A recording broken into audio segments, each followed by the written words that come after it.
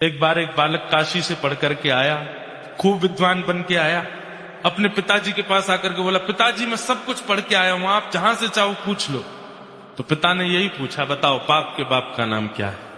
नहीं बता पाया। बोले ये तो नहीं पढ़ाया गुरुजी ने। बोले ढूंढ के आओ कौन है पाप के बाप। बालक ने कल पढ़ा ढूंढने के लिए, तभी 2-3 दिन निकल गए, कहीं से उत्तर नहीं मिला पाप का बाप कौन।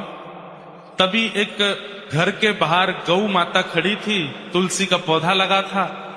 बालक ने सोचा किसी वैष्णव का घर है, 2-3 दिन हो गए कुछ खाया पिया नहीं, यहां पे कुछ पा लेता हूं। उस घर में जैसे ही प्रवेश किया, वो किसी वैष्णव का घर नहीं था, एक वैश्या का घर था। तो वैश्या ने जैसे ही बालक को देखा, ब्राह्मण बालक, त्रिपुंड लगाए, शिखा रखी है, धोती पहन करके, हाथों में वेद लगे हैं, तुरंत वैश्या आई जल का पात्र लेकर के, महाराज जलपान कीजिए।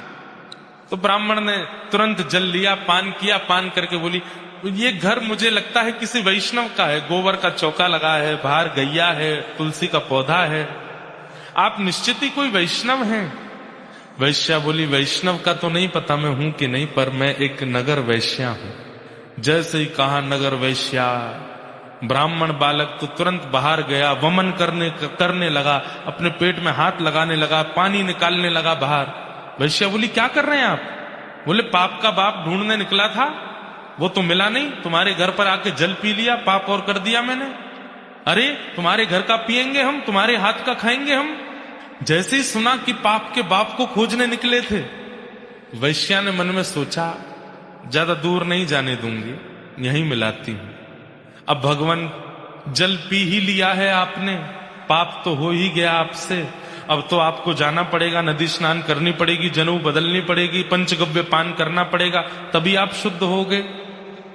ब्राह्मण बोले, और नहीं तो ये सब करना पड़ेगा तभी शुद्ध होऊंगा मैं। तो जब पाप हो ही गया तो थोड़ा और कर लीजिए। बोले मतलब?